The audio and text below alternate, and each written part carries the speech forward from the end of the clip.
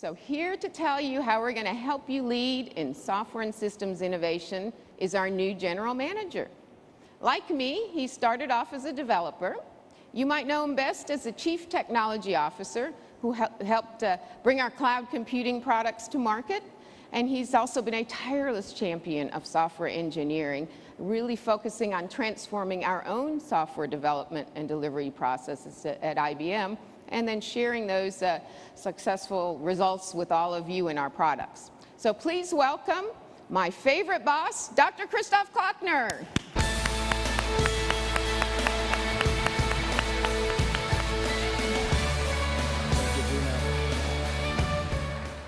So Kristof, I just told everyone that IBM Rational has what it takes to help them cut through the they're facing and to really focus on what counts.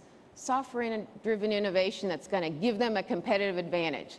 So now all you have to do is prove it. Piece of cake. Thank you. Piece of cake. Thank you, Gina. Good morning. Welcome to Innovate 2011. Before I start, I want to mention that we have with us here 50 participants from Japan. The world has been watching, and we want you to know that we appreciate the extra effort you had to take to get here. Our thoughts are with you, your families, and your countrymen. Welcome.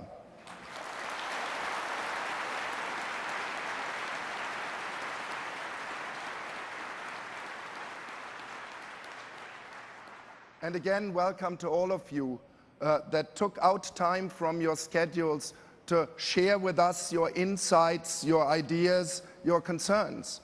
And welcome to the next wave of innovation. In modern history, our lives have been shaped by successive waves of technology innovation, starting with the Industrial Revolution, followed by steam engines, electricity, cars, then the age of IT and telecommunications. In all cases, technology changed the way we live and do business. This is now entering a new stage. We've entered the next wave of innovation, the wave of smarter products and services. We're looking at unprecedented connectivity between systems, processes, and infrastructure. And the primary driver of this wave is something that everyone here, all of us, know a lot about: software. Through software, today's products and services are increasingly instrumented, interconnected, and sometimes intelligent. You can see it in the area of mobile applications, where connection between very clever devices and very powerful back-end systems make information and services accessible wherever you are, enabling new business models.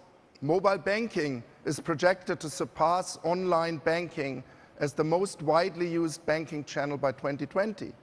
Or you can see it in healthcare, where robotic surgery has decreased the mortality rate of bypass surgery by a factor of 6. And there's 1.4 million lines of code in these systems. Today, we are going to talk about software innovation and the processes, methodologies, and tools that make it possible. So, in short, we're going to talk about the story behind the story: systems and software delivery. It is no wonder that our profession is one of the world's most important and exciting. At least I think so, and it seems Felicia Day thinks so too. We, as a professional community, are responsible for creating a revolution that is redefining our world. And the role that each of us plays in this revolution, whether as technical experts, as project leaders, or even as executives, is critical. This is my first Innovate conference as the Rational General Manager, but I'm by no means new to Rational. When I led the Hursley Lab in the late 1990s, we drove a transformation to model-driven design using UML and Rational Rows. As a matter of fact, we were the biggest user of Rational Rows at that time. More recently, when I was the IBM Software Group's Chief Technology Officer, I was part of a drive towards agile development and increase of reuse, and was responsible for the internal deployment of tools, in particular the introduction of jazz-based products, working closely with Danny Saba and the Rational team. Today, we have 57,000 users of Rational Team Concert across IBM. So, I've been on the same software journey as all of you, and I've lived through many of the challenges that you face, that we are facing today. As developers, we want to spend time creating instead of reporting on what we are doing.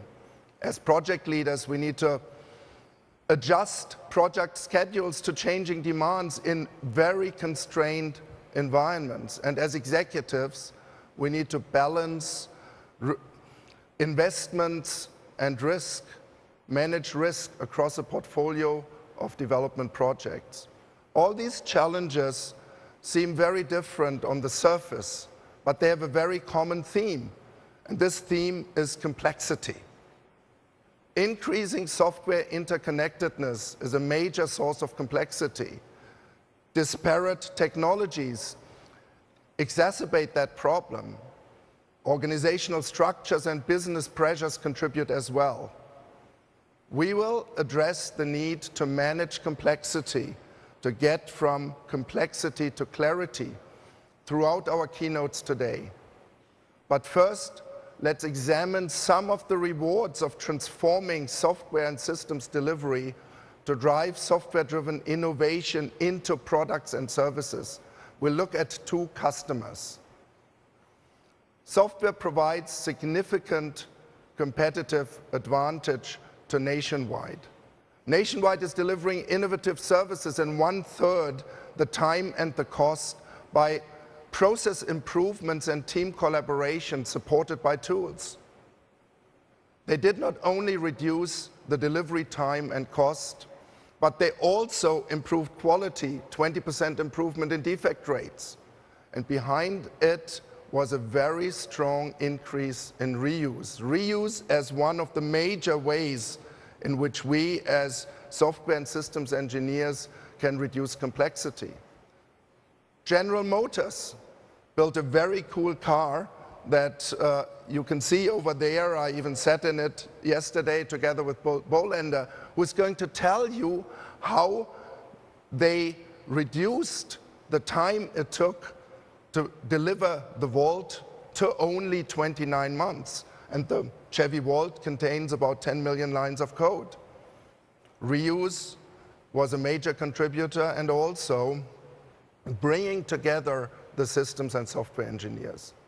Leading companies, like your own companies, like these companies, are leveraging innovation in software and systems delivery to seize business opportunities, outmaneuver competition, achieve better business results with reduced risk and cost.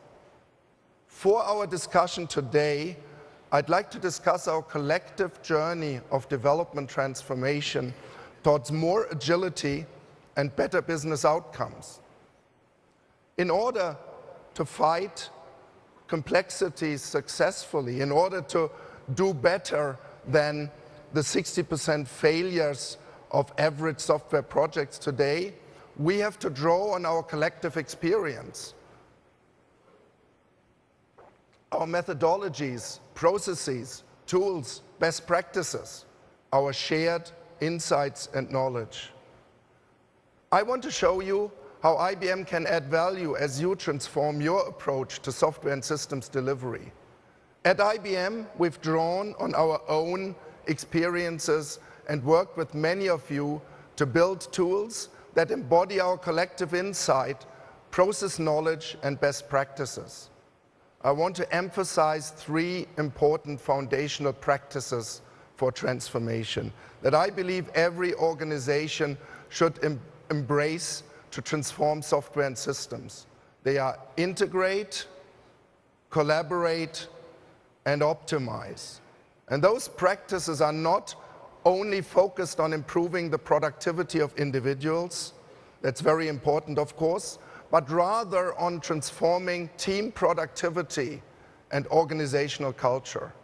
Their success is not only measured by internal process metrics alone, but by improved business outcomes. Organizations must integrate processes and information and tools to eliminate handoffs, to ensure consistent process enactment, to create visibility end-to-end, improve quality through traceability. Organizations must collaborate to master change, develop common purpose, share practices and code. In a sense, you could argue that software development is very much a social business. This ability to collaborate, this integration across the life cycle allows organizations to simplify governance and to optimize based on honest measurements. So let me now briefly talk about IBM's own agile transformation.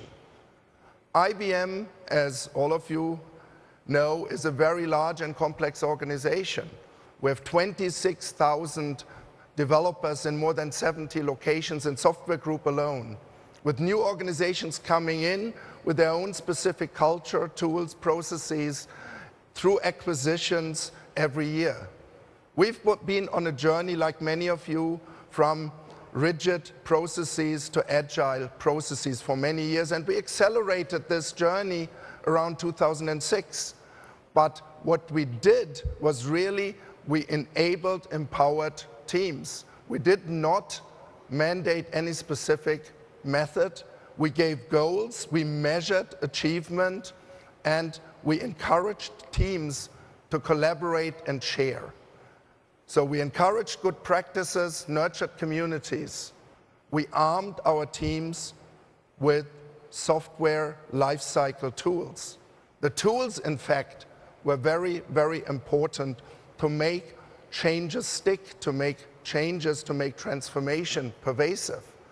We coined a very simple mantra: tools, not rules. Collaboration and integration, supported by measurements, allowed us to optimize our portfolio and achieve better business results. Let me now share with you some of these results. Our agile transformation had direct impact on the bottom line. We had a net gain of 15% in revenue per head count, and that's how we measure productivity. We managed to reduce scrap and rework by 4.5% and avoided at least $300 million in maintenance costs alone. We were very successful establishing a community of resource, and we drove that approach across all of IBM. So today, we have a shared asset repository based on Rational Asset Manager that is accessed more than 70,000 times a week with more than 7,000 downloads. So that is software delivery and services in innovation in action. But let me now very specifically talk about the Rational team and what they achieved under Denny Saba's leadership between 2006 and 2011. Again, look at the left-hand side first. You will see that we managed to increase the amount of investment spent on new development dramatically, which allows us to develop many of the things that we are going to talk about in the course of this conference. But look at the right-hand side as well. Underneath this was a very strong focus on measured capability improvements, measured improvement of software delivery efficiency. So between 2006 and 2011, we moved from a state where nobody could really be proud about the achievement of software delivery fidelity to a state where we achieve schedules, where we fix bugs before they hit you, mostly, I hope, and where more than 85% of our teams have adopted agile practices. These practices bring similar benefits to our clients. So let me now talk about 3 clients that have reaped the benefit of this approach. Emerging health was able to shorten